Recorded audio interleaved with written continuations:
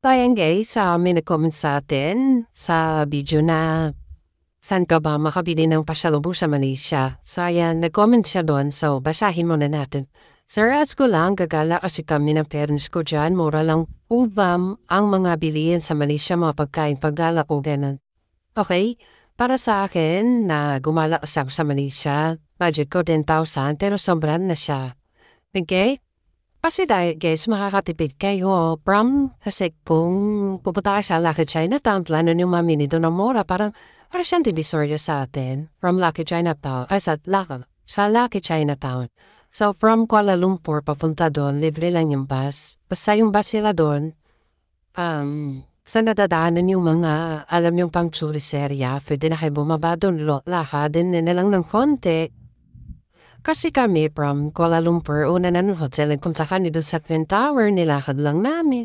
Tanong tas Google Map ka na lang. Sa kung magaling ka sa Google Map, mabilis mo mapunton.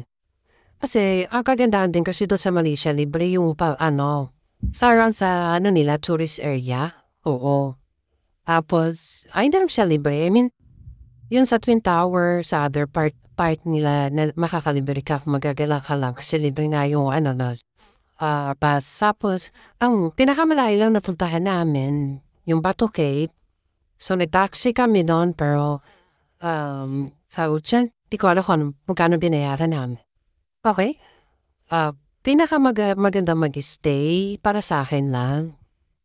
Sa may Lucky Chinatown kasi yung tinuro kong grocery store na may din, tapat lang siya halos. Wala sa Lucky Chinatown, tapos Kotaraya.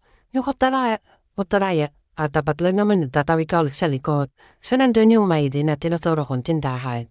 Kasi yung Lucky Chinatown, malapit siya sa lahat. Pwedeng nandyan na yung bus stations, papunta sa airport, or saan, nandun lang din siya, walking distance lang, di ka mahirapan. Tapos yung Lucky Chinatown nila, parang ang daming mura din na bibilhin.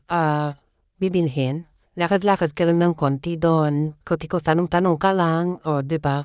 Tapos meron din kasi mga Pilipina doon na tendera, so makakamura ka din. O kasi may ganun discount, ganun. So, maano yun, maganda dun sa may Lucky Chinatown. Kasi pagbaba mo, may mga 7-Eleven, nandun mga pagkainan, di ka mahirapan, tsaka mura lang talaga. Okay? Para sa akin, mura lang siya. So, yun lang, may enjoy mo naman yung, Malaysia trip, no? Okay? So, yun lang, bye! Guys, bye!